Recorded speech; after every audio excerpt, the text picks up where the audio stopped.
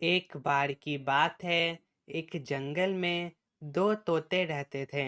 उनमें से एक का नाम भोली था और उसके पति का नाम मिट्ठू तोता था। बदकिस्मती से उन दोनों के पास एक भी बच्चा नहीं था, जिस कारण दोनों बहुत टेंशन में रहते थे और दिन रात भगवान से प्रार्थना करते थे कि उन्हें एक बच्चा हो जाए। एक दिन अरे मिट्ठू सुनो, ये रोने की आवाज कहाँ से आ रही है? अरे हाँ, सच में रोने की आवाज आ रही है। अरे मिट्ठू, उधर देखो, ये रोने की आवाज उस घोंसले से आ रही है। चलो चलकर देखते हैं कौन रो रहा है। अब भोली और मिट्ठू तोता उस घोंसले के पास आते हैं और देखते हैं कि वहाँ एक बच्ची रो रही होती है। अरे भोली, ये रोने की आवाज तो इस बच्ची की आ रही थी। इसकी माँ कहाँ है? मुझे लगता है कि इसकी माँ जरूर भाग गई होगी। क्या भोली, ये क्या कह रही हो? ऐसी बात मत बोला करो। बेचारी कितनी रो रही है। हमें इसकी माँ को ढूंढना होगा। अरे मिट्ठू, ये तुम क्या कह रहे हो? हम भला इसकी माँ को क्यों ढूंढे? हमें इन सब झंझट में नहीं पड़ना चाहिए। भोली, ये तुम क्या कह रही हो? हम दोनों इस बच्ची को अकेले छोड़कर नहीं जा सकते हैं। अगर इसे कोई पक्षी ले गया तो? ये तुम क्या कह रहे हो? ये जंगल बहुत खतरनाक है। यहाँ दिन रात हादसे होते रहते हैं। हो सकता है कि इसकी माँ को कोई बिल्ली खा गई हो या कोई शेर निकल गया हो। हमें इस बेचारी को भी छोड़ देना चाहिए। अगर इसके नसीब में बचना लिखा होगा तो बचेगी, हमें क्या। अच्छा चलो घर चलो, अब मैं घर जा रही हूँ। मैं बहुत थक गई हूँ, मुझे अब आराम करना है।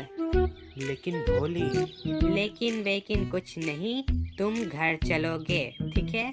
मैं घर जा रही हूँ। अब भोली चिड़िया अपने घर आ जाती है। तुम्हारा दिमाग खराब हो गया था क्या? वो जंगल, अरे अरे कहाँ गए?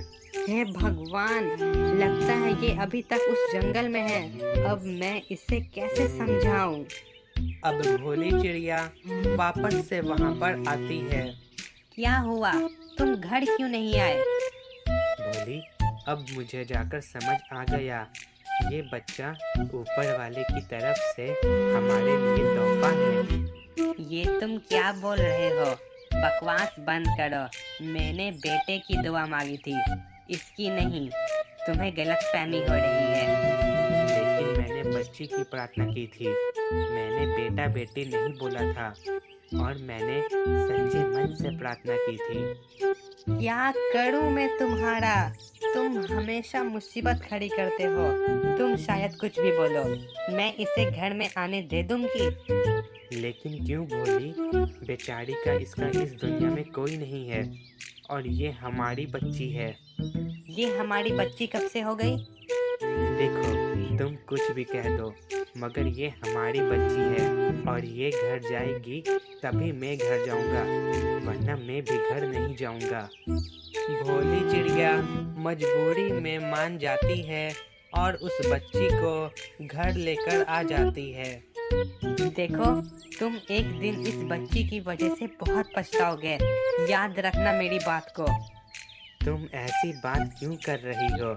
ये हमारी बच्ची है और तुम इसकी माँ हो। खबरदार, मुझे इसकी माँ मत बुलाना। अब दिन गुजरते हैं और भोली चिड़िया उस बच्ची को जरा भी प्यार नहीं करती है। उसके साथ दुश्मनों जैसा व्यवहार करती है। अरे भोली, ये मैं क्या सुन रहा हूँ? तुमने एक बच्ची का गोद लिया है? नहीं, मतलब हाँ, वो एक्चुअली उसे मैंने गोद नहीं लिया है, मेरे पति ने गोद लिया है। चलो, तुमने बच्ची गोद लिया तो कोई बात नहीं, मगर तुमने बेटी क्यों गोद ली? तुम्हें पता नहीं है आगे चलकर तुम्हें कितनी परेशानी होगी। तुम इसे पाल पोस कर बड़ा करोगी, फिर कोई जालिम पक्षी आएगा और इससे शादी कर कर इसे ले जाएगा। अरे मेरी किस्मत थी फूटी, जो मैं उस रास्ते से गुजर रही थी और वो मनहूस उसी रास्ते पर रो रही थी। खैर चलो, तुम उसी के साथ खुश रहो। तुम्हारे पास और कोई चारा भी तो नहीं है। लेकिन उसको गोद लेने का एक फायदा हुआ।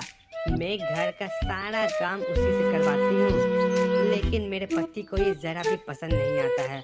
मुझे इसके लिए डांटते भी हैं। अरे मेरी बात सुन पगली, जब तेरा पति घर पर ना रहे तो उससे काम करवाया कर, उसे किसी को पता भी नहीं चलेगा। हाँ, तुम्हारी बातों में दम है। अब भोली चिड़िया घर आ जाती है। अरे मनहूस, क्या रे, तू क्या कर रही थी? कुछ नहीं मम्मी, मैं बस बैठी हुई थी। क्या रे, दिन रात खाली बैठे बैठे खाती है, काम कौन करेगा? तेरी मरी हुई माँ आकर। आप ऐसा क्यों कह रही हो? अच्छा ठीक है, मैं शांत हो जाती हूँ। तू घर का सारा काम कर लेना, मैं बाहर से गप्पे छप्पे करके आती हूँ, ठीक है? अब भोली चिड़िया गपशप करने के लिए चली जाती है और बेचारी टूनी चिड़िया घर का सारा काम करने लगती है और अब शाम हो जाती है। हे भगवान, मुझे देर हो गई। भोली, ये मैं क्या देख रहा हूँ? तुम बेचारी बच्ची से घर का काम करवा रही हो। उसने खुद कहा था कि मैं घर का सारा काम कर दूंगी। सच्ची? चुप हो जाओ, तुम्हें शर्म नहीं आ रही है झूठ बोलते हुए? खुद एक औरत होकर ऐसा कैसे कर सकती हो तुम? अच्छा, मुझसे गलती हो गई। चलिए, मैं आपको खाना दे देती हूँ। अब देखते ही देखते साल बीतते हैं और टूनी चिड़िया बड़ी हो जाती है। मेरी बात सुनिए, अब टूनी चिड़िया बड़ी हो गई है और अब उसकी शादी हो जाएगी। हमारे सारे किए किराए पर पानी फिर जाएगा। मैंने कहा था आपको, आप इसे छोड़ दें। तुम ऐसे कैसे कह सकती हो? बस बहुत हुआ।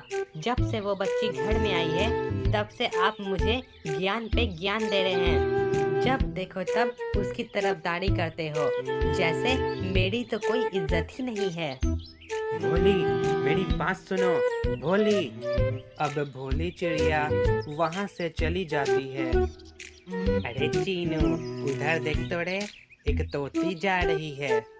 चल मीनू, चल के उसे परेशान किया जाए। चीनू मीनू भोली चिड़िया के सामने आकर खड़े हो जाते हैं। बदमाशों, मेरे सामने से हट जाओ, मैं बहुत गुस्से में हूँ। अरे मीनू, देख तो कितना भाव खाड़ी है, इसे हम डोम चमार क्या लगते हैं? प्यार से बोलेगी तो हम तेरे को जाने देंगे। देखो, तुम दोनों मेरे रास्ते से हट जाओ, वरना मैं चिल्ला दूंगी। चिल्लाएगी? कैसे चिल्लाएगी? बचाओ बचाओ, कोई मुझे बचाओ, ये बदमाश मुझे मार रहे हैं। अरे चीनू, कुछ कर तो रे, कितना चिल्लाड़ी है। चीनू मीनू मिलकर भोली चिड़िया को पेड़ पर उल्टा लटका देते हैं। हमें कम समझने की गलती मत करना। मुझे छोड़ दो, मैंने तुम्हारा क्या बिगाड़ा है? तभी वहाँ पर टूनी चिड़िया आती है। माँ, मेरी माँ को पेड़ पर किसने लटकाया?